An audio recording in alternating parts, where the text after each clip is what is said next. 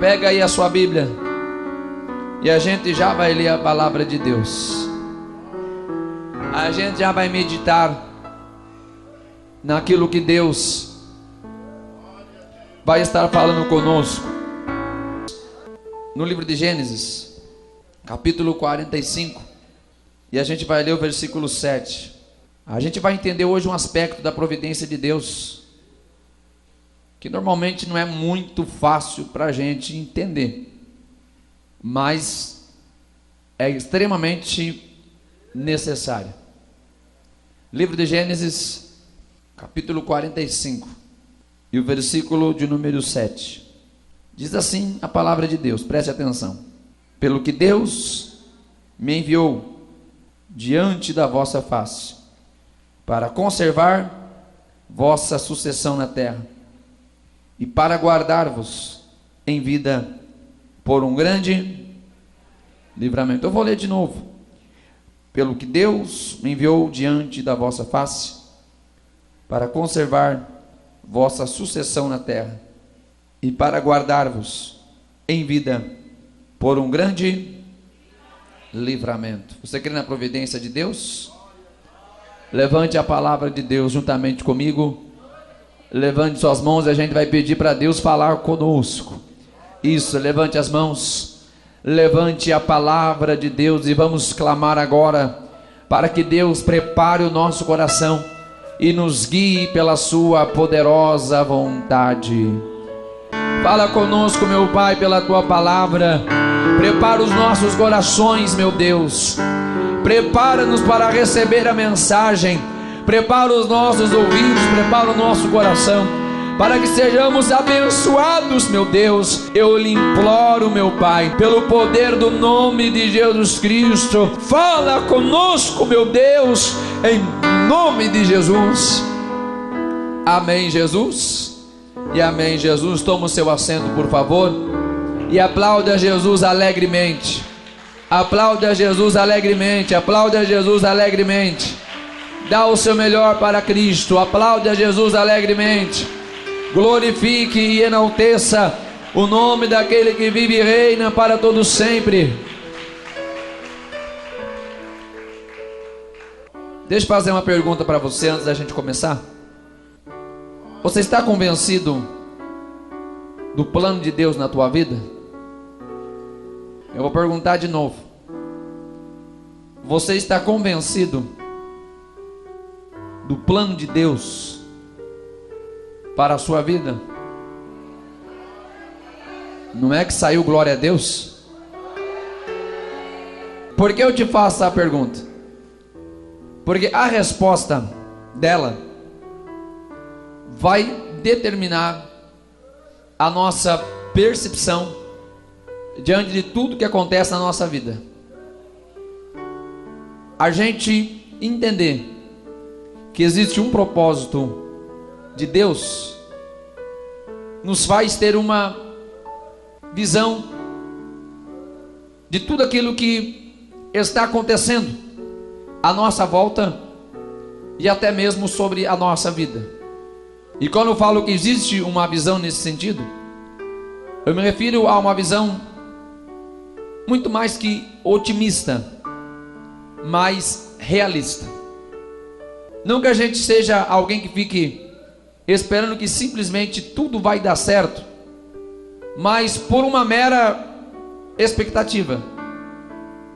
Preste atenção no que eu vou te dizer aqui hoje.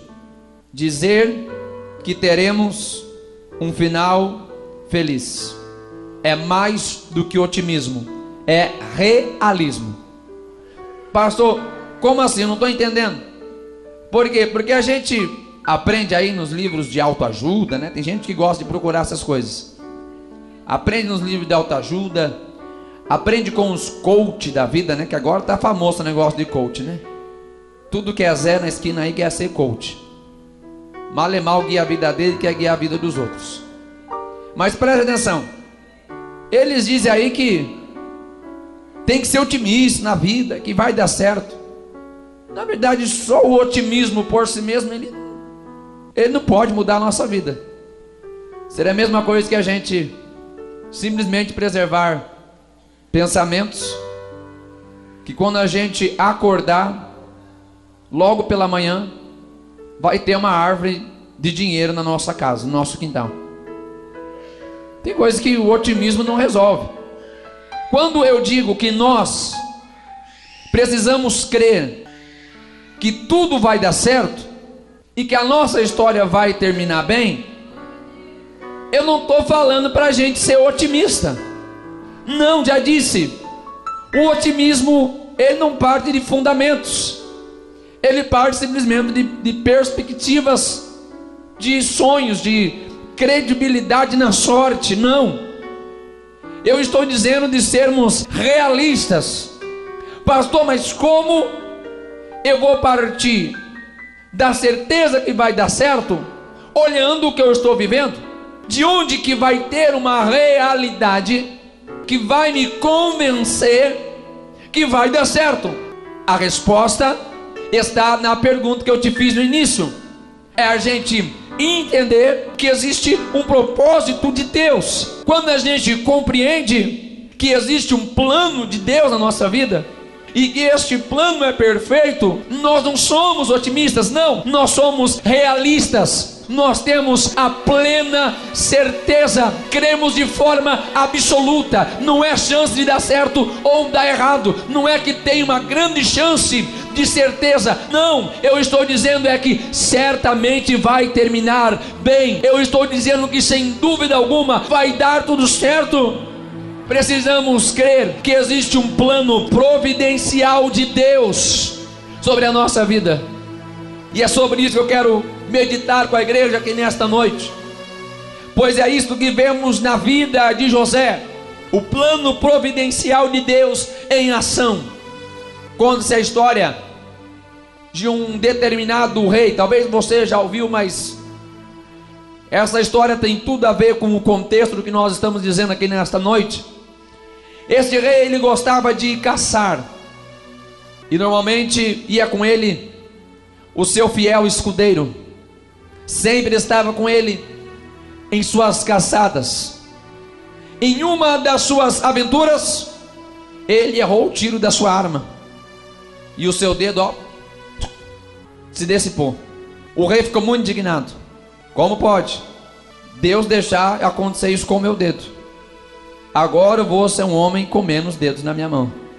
Será que Deus está de bem comigo? Ele foi falar com o seu escudeiro, que era um homem de muita fé, e diz: olha, o que você tem a dizer aí do que aconteceu com o meu dedo? O escudeiro vai dizer: todas as coisas contribuem para o bem daqueles que amam a Deus e andam segundo o seu decreto. Senhor rei, existe um plano de Deus aí com o seu dedo. O rei ficou indignado e encarou aquilo até como um desaforo, uma afronta, um desrespeito. Como é que esse camarada vai me dizer que Deus está agindo na minha vida por causa do meu dedo que eu perdi? O rei, enfurecido, coloca o seu escudeiro em uma prisão. E depois de muito tempo ele volta a caçar. Durante sua caçada ele foi capturado por homens selvagens.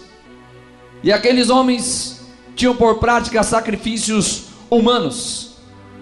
E quando aquele rei já estava pronto para morrer, sabendo para si que a morte era certa, estava tudo preparado à sua volta, de repente o responsável daquela organização, daqueles homens selvagens, ele foi fazer uma vistoria no sacrifício, e ele percebeu que aquele homem tinha um dedo a menos na sua mão, e ele disse: não podemos sacrificá-lo, porque a crença das nossas divindades diz que o sacrifício não pode ter nenhum membro do seu corpo faltando. Soltaram aquele homem, porque ele não tinha um dedo em sua mão.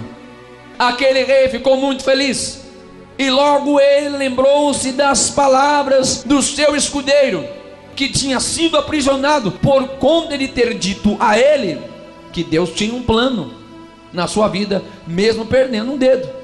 Ele lembrou-se, voltou feliz para sua casa, e quando ele chega lá, a primeira coisa que ele vai fazer é tirar o seu escudeiro da prisão. Ele diz: verdadeiramente você tinha razão, pois Deus tinha um plano na minha vida. Pois por conta deste dedo que eu não tinha, eu não perdi a minha vida em um sacrifício canibal. Mas uma coisa só eu não entendo: o porquê o teu Deus permitiu você, sendo um homem justo, fiel, temente a Ele, ser preso injustamente. Ele diz: olha, majestade, Deus não erra, Deus não falha. Ele tinha um propósito com a minha prisão, pois se eu não estivesse preso, certamente eu estaria com você nesta caçada, e os homens pegariam nós dois. Eles olhariam você com um dedo a menos e iria dispensá-lo, mas eu tenho todos os dedos em minhas mãos, então certamente eles sacrificariam a minha vida. Então olha, rei, Deus livrou você com um dedo a menos, e Deus livrou eu, estando preso aqui de uma forma ou de outra, ainda que pareça mal. Uma coisa eu sei, ó rei, Deus agiu em nossa vida e nos livrou da morte. Eu preciso dizer para você que existe um plano perfeito de Deus, e que este plano jamais vai falhar. Temos que ser convencidos sobre isso. Não podemos se antecipar com as nossas conclusões quando a gente não está entendendo e tenta entender. Isso já aconteceu com você? Uma situação difícil da vida, aí você vai querer entender, mas coisa que não dá para entender.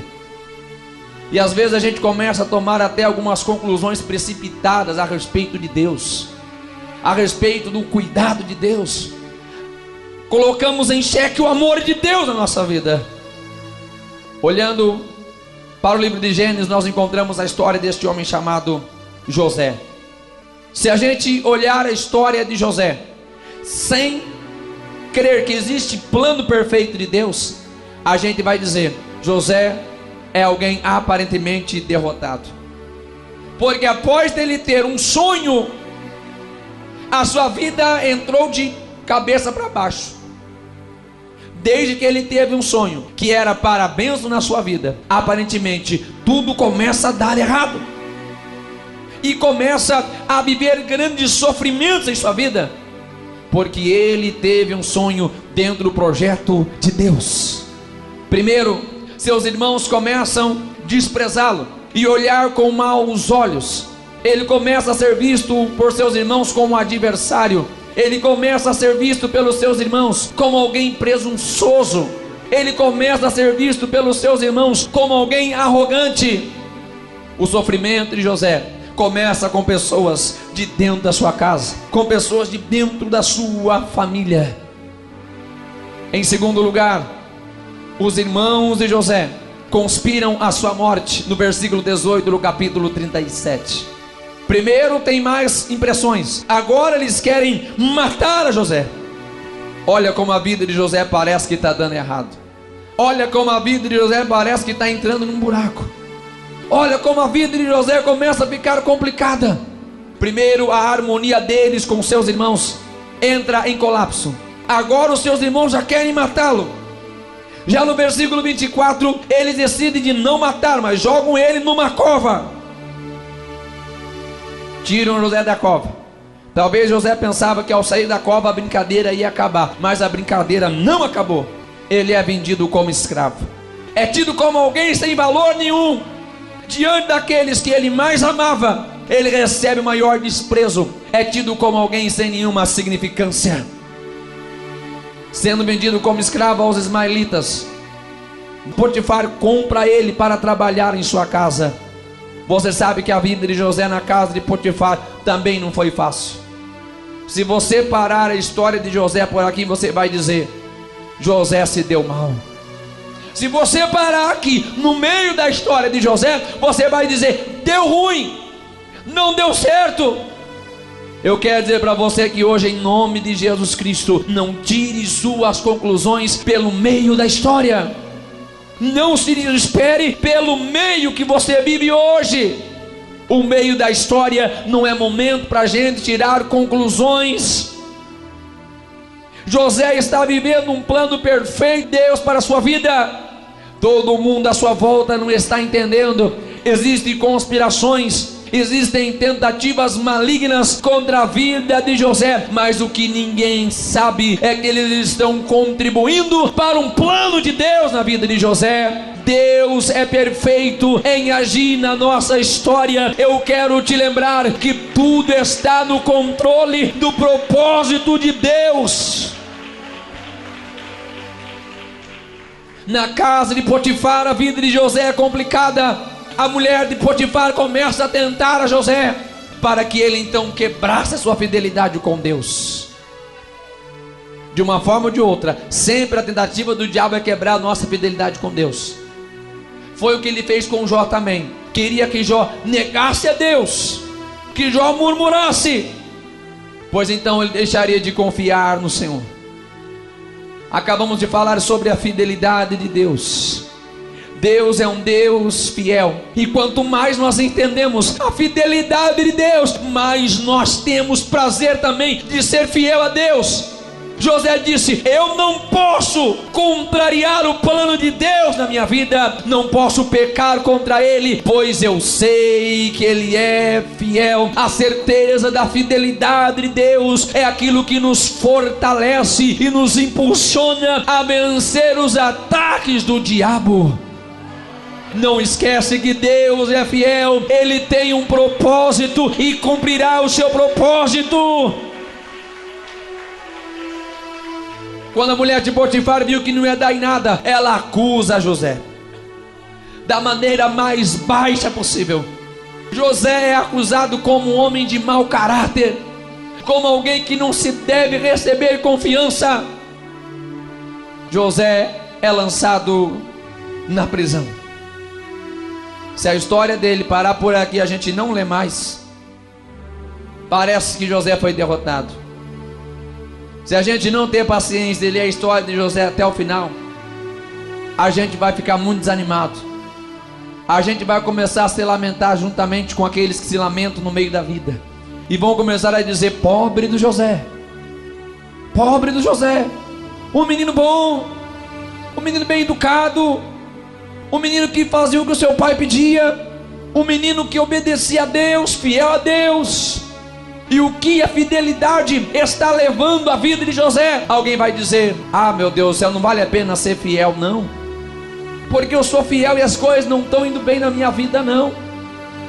José está entendendo que a sua história não vai terminar ali, não. José está entendendo que existe um plano providencial de Deus. A história não acabou na prisão. Preste atenção na palavra de Deus. Deus nos reuniu aqui nesta noite para que nós possamos entender que o meio da história não é problema, quando Deus já preparou um final especial para nós. O que está acontecendo hoje não é problema. O importante é o que Deus designou, é o que Deus falou, é o que Deus preparou. Deus tinha promessa sobre José, e a promessa iria se cumprir. Alguém vai dizer: está derrotado, crente. Do que está valendo a pena você estar lá na igreja? Do que está valendo a pena você estar fazendo campanhas? Do que está valendo a pena você ser membro da igreja, participar da ceia, ser fiel a Deus? Do que está valendo a pena você estar sendo fiel, mas aparentemente as coisas estão dando erradas para você? José entendeu: esse não é o meu final. Observe que está só indo para baixo. Observe que só está vindo coisa ruim para a vida de José. Desprezado pelos irmãos, conspiração de morte, é jogado em uma cova, vendido como escravo, é tentado pela mulher de Potifar, recebe acusação de seu caráter e agora está na prisão. Lá na prisão ele encontra alguém que vai ser seu amigo. Ele interpreta o sonho de dois homens que estão com ele na prisão. O copeiro mor e o padeiro mor. A sentença do padeiro mor foi executada. O copeiro mor foi exaltado. José implorou para ele e disse: quando você sair daqui, lembra-te de mim. José vai ter o seu próximo desprezo. Vai ser esquecido pelo copeiro. Pois passou-se muito tempo, e o copeiro estava bem lá do lado do rei, mas não lembrou-se de José. Ah, meu Deus do céu, tem hora que a gente pensa: será que todo mundo se esqueceu de mim? Todo mundo pode esquecer, mas Deus não esquece daquilo que Ele falou. Existe um plano em andamento, existe um projeto em execução, existe uma obra sendo realizada. O copeiro esqueceu de José, mas Deus estava lembrando todo o tempo, e Deus sabia o que ia fazer. Tudo o que estava acontecendo com José estava preparado para aquilo de maior que Deus tinha para ele. E a Bíblia nos fala que em determinado momento, quando se precisou de alguém para interpretar os sonhos de Faraó, o copeiro vai lembrar: eu sei que existe um homem que interpreta sonhos, o nome dele é José, ele é hebreu, está lá na prisão. Preste atenção, a prisão era o lugar exato que José precisava estar antes de ser exaltado por Deus. Era exatamente ali o lugar da onde ele deveria sair para ir como ao trono ao lado de Faraó, para ser o governador do Egito. Deus nos coloca no lugar certo e na hora certa. Deus não errou no projeto, Deus não errou em seu trabalho, Deus não errou em sua obra. E José entendia isso perfeitamente. José entendia que Deus estava escrevendo sua vida e tinha um plano providencial para ele.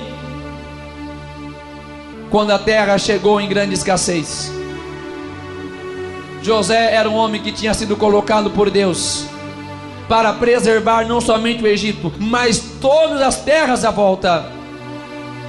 Houve 3 anos e meio, houve 7 anos de fartura, os 7 anos das vacas gordas, onde os alimentos foram guardados em celeiros em grande abundância. Mas chegaram-se os anos das vacas magras, e começou-se a faltar alimento em todos os lugares. José era um homem colocado por Deus para cuidar de toda a terra. E a Bíblia nos fala que os irmãos de José vão lá buscar alimento. A primeira vez José consegue se fazer de duro e faz eles voltarem. Mas a segunda vez, diz o texto aqui no capítulo 45, diz a palavra de Deus que José, enquanto conversava com seus irmãos não lembravam mais dele. Diz o texto no versículo 1 do capítulo 45: José, não se podendo conter, levantou a voz em choro e disse a seus irmãos: eu sou José.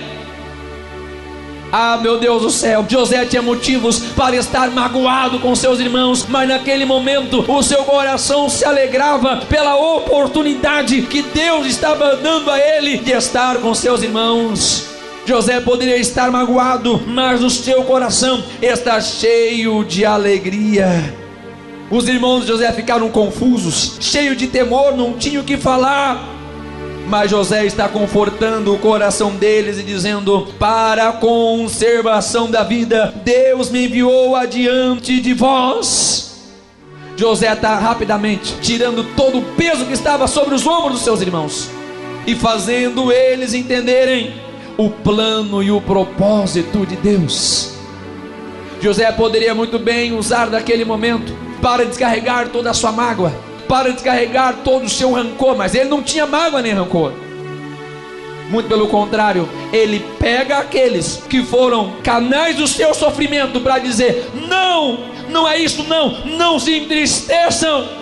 Existe um propósito de Deus, e é nisso que eu quero que vocês pensem. Isto é que vocês devem entender. Existe um propósito importante de Deus em tudo o que aconteceu, e ainda que vocês, meros homens mortais, tentaram contra a minha vida, Deus preparou tudo isso para o bem, para preservar não somente a nossa família, mas preservar todos estes povos, como hoje vocês estão vendo.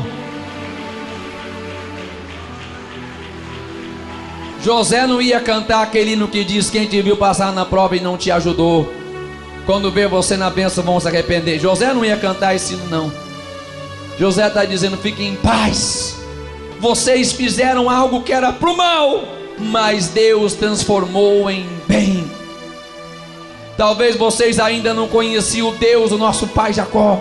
Talvez vocês não conheciam ainda o Deus do nosso avô Isaac, do nosso bisavô Abraão. Mas hoje vocês estão vendo que Ele é o Deus que está acima de tudo, acima de qualquer coisa. Ele me mandou antes para cá, sabendo que haveria este mal sobre a terra, sabendo que haveria escassez, sabendo que chegariam momentos difíceis.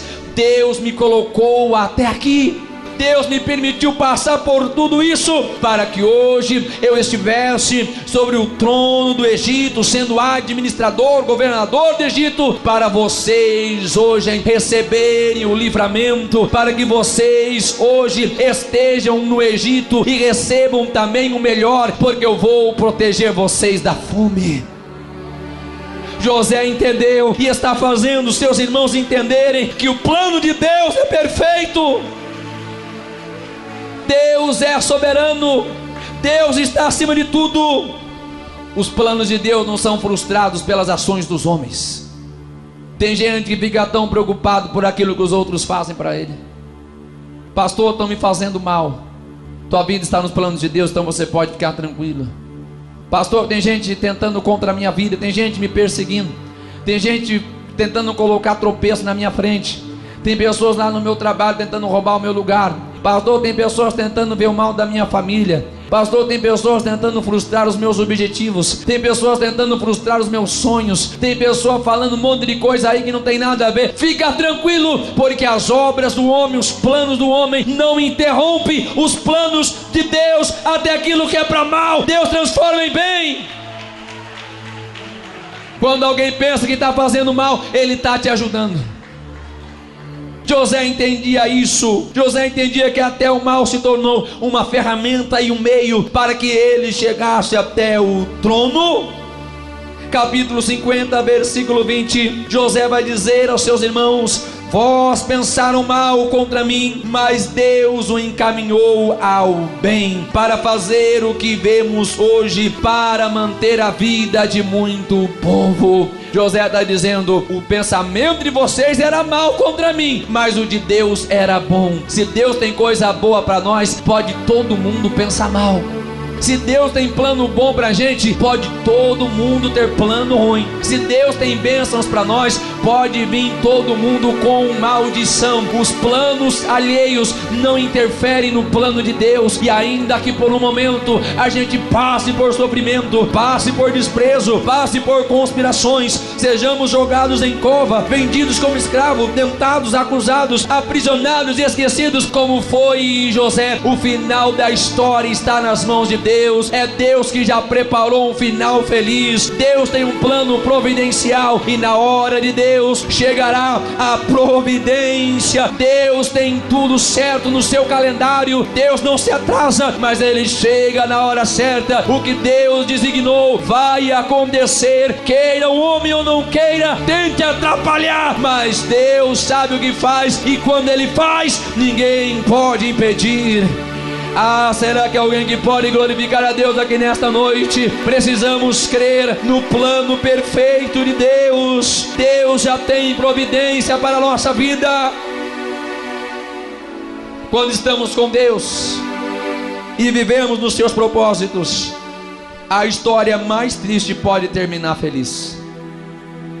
A história de José é muito triste, mas como ele está com Deus e a sua vida tem um propósito de Deus, a história termina feliz. Se a gente está com Deus e nos seus propósitos, o trajeto que parece mais errado termina certo. Se você olhar o trajeto de José, parece que ele só está indo para o buraco, é ou não é? Mas Deus pega aquele trajeto que era errado e faz dar certo. Com Deus, o mal é revertido em bem. Tudo que estavam fazendo para ele não era mal? Tudo, não era tudo mal?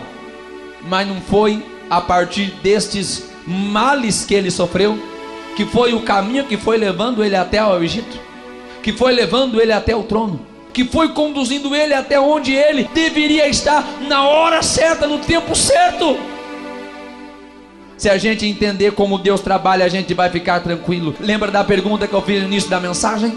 Você está certo dos planos de Deus para a sua vida? Você está certo que Deus tem um propósito perfeito para você? Então a gente vai entender como José. Deus não erra, Deus não se distrai, Ele sabe o que está fazendo, Ele sabe o que está permitindo. A nossa história vai terminar bem. Não é otimismo, não é otimismo, não, é a realidade. Sabemos o Deus que nós servimos, conhecemos sua fidelidade, Ele cumprirá o que prometeu. Não importa se estamos no meio da história e está tudo errado, tudo bagunçado, Deus vai reverter este quadro. Deus cuida de tudo, e a sua providência é muito mais do que um ato, é um processo perfeito.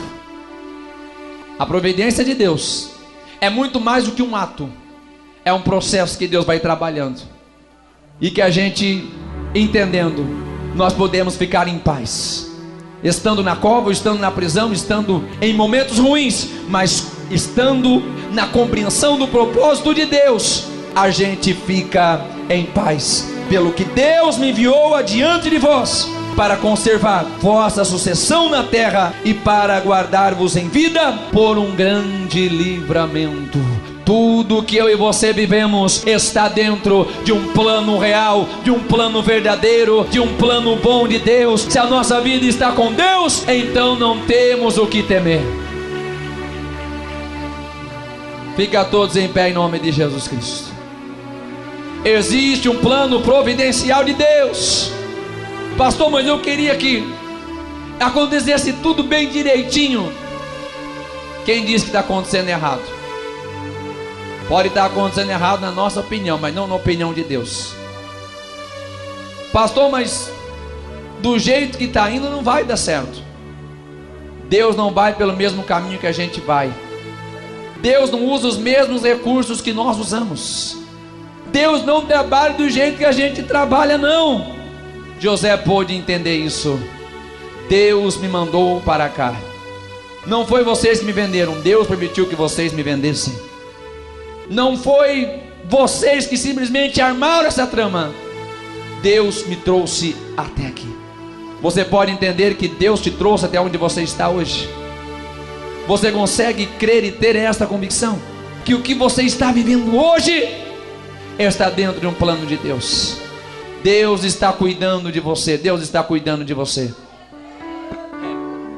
E eu gostaria de perguntar aqui nesta noite, se porventura alguém que você ainda não entregou a sua vida para Jesus, você que ainda não se entregou totalmente aos cuidados de Deus, eu convido você hoje a aceitar a Jesus como Salvador da sua alma, levantando suas mãos e vindo até aqui à frente. Se alguém que você ainda não recebeu Jesus como Salvador da sua vida, levante suas mãos e venha para Cristo hoje. Se é alguém que você está afastado do Evangelho, eu convido você a voltar para Jesus. Levante suas mãos, reconcilie-se com Jesus, volte para o caminho do Senhor, porque somente Ele é o caminho, a verdade e a vida.